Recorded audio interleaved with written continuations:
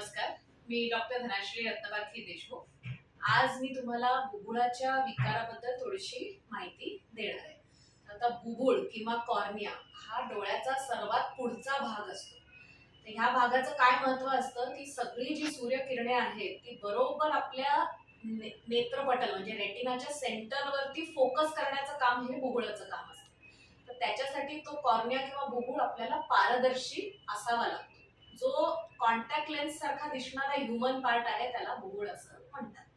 आता या बुबुळाचे काय काय विकार असू शकतात किंवा त्याचे काय काय आजार असू शकतात आणि त्याची काय काय ट्रीटमेंट आहे ह्याच्याबद्दल मी आज थोडंसं बोलणार आहे. तर सर्वसामान्य पहिलं आपण सुरू करूया बुबुळाच्या इन्फेक्शन्सनी. इन्फेक्शन म्हणजे जंतू संसर्ग. आता बुबुळाची इन्फेक्शन कुठल्या कुठल्या प्रकारची असतात, त्याची लक्षणं काय काय असतात. तर बुबुळाची इन्फेक्शन्स ही मुळात 3 प्रकारची असतात. एक तर बॅक्टेरियल म्हणजे किटाणूमुळे झालेला, दुसरं फंगस म्हणजे डोळ्याला बुरशी येण्याचा प्रकार आणि तिसरं व्हायरस. व्हायरस म्हणजे सर्वात कॉमन नागिण किंवा हर्पीस व्हायरसनी बुबुळाची इन्फेक्शन्स होतात. तर ह्या इन्फेक्शन्सची लक्षणं काय असतात? तर लक्षणं म्हणजे पहिलं म्हणजे डोळा खूप लाल होणे, खूप तीव्रतेने दुखणे, वेदना खूप जास्ती असतात त्याच्यात. पाणी घळघळा येणे, डोळ्यात काहीतरी सारखं टोचल्यासारखं कचकचल्यासारखं वाटणे, डोळ्यावरती पांढरी निशाणी किंवा फुल टीक असल्यासारखं वाटणे, प्रकाश किंवा उजेड सहन न होणे, ही सर्वसाधारण लक्षणं असतात. ज्यांना फंगल किंवा बुरशी येण्याचा प्रकार असतो त्यांना फांदी लागलेली असते किंवा झाडाचा एखादा पाला गेलेला असतो डोळ्यात किंवा दगड वगैरे लागलेला असतो, व्हेजिटेटिव्ह ट्रॉमा म्हणतो आम्ही त्याला, आणि त्यांना बुरशी येण्याचे चान्सेस जास्ती असतात. तर ही कुठलीही लक्षणं जर का पेशंट म्हणून तुम्हाला आढळली तर तुम्ही त्वरित जाऊन आपल्या डोळ्याच्या डॉक्टरांना दाखवून घेऊन त्याचं लवकर निदान करून त्याचा लवकर इलाज केला गेला पाहिजे. का हे जास्त आपण महत्वाने मी सांगते कारण की बुबुळाची इन्फेक्शन जी असतात ती थोडी जास्ती धोक्याची असतात. पहिलं म्हणजे बुबुळाच्या इन्फेक्शनमुळे नजरेवर परिणाम होतो. समजा ते इन्फेक्शन जरी बरं झालं तरी सुद्धा तिथे एक पांढरी टीक राहू शकते. त्यामुळे त्याचा लवकर इलाज केला गेला पाहिजे. दुसरं म्हणजे बुबुळात जर का जंतुसंसर्ग झाला तर ते जंतू डोळ्याच्या आतल्या भागात लवकर पसरून अख्ख्या डोळ्यावर त्याचा परिणाम होऊ शकतो. आणि तिसरं म्हणजे बुबुळ हा मुळातच पातळ अवयव असल्यामुळे त्याच्यात इन्फेक्शन झाल्याने तो अजून अजून पातळ होऊन डोळा फुटण्याचा धोका असतो.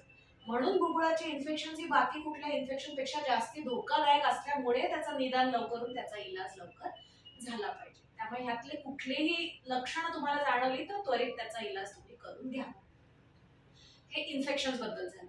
आता बुबुळाचा दुसरा अजून एक मुख्य भाग असा असतो की त्याचे शेप आणि त्याचे मेजरमेंट्स म्हणजे त्याचा अ, आकार आणि त्याची माप ह्याच्यावरही काही विकार असतात बुबुळाचे. तर नॉर्मल बुबुळाचा आकार हा कॉन्व्हेक्स किंवा गोलाकार असा असतो. तर ह्याच्यात कधी कधी जन्मतः काही लहान मुलांना तो गोलाकार नसून त्याचा कोन असा आकार असतो. त्या आजाराला केराटोकोनस असं म्हणतात.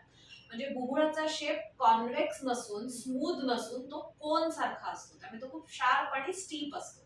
तर त्या कोनचा परत काय प्रॉब्लेम आहे की एका कुठल्या तरी भागात तो पडदा खूप पातळ झालेला असतो. त्यामुळे त्याचा धोका परत तोच असतो की तो अजून अजून जर का पातळ होत गेला तर डोळा फुटण्याचे चान्सेस असतात.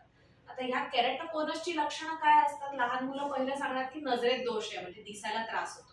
तुम्ही त्यांना तपासणीला घेऊन आला की डॉक्टरांना त्यांच्या चष्म्याच्या नंबरवरनं साधारण कळेल की ह्याला हा आजार असू शकतो. मग त्याच्या पुढे स्कॅन्स वगैरे करून ते निदान आपण करू शकतो.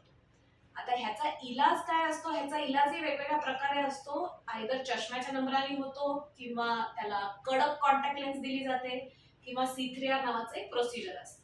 ते सगळं तुम्हाला तुमचे डोळ्याचे डॉक्टर व्यवस्थित नीट समजावून सांगतील. पण ह्या लक्षणांकडे दुर्लक्ष करून त्याचा इलाज नाकारू नये कुठल्याही लहान मुलाला.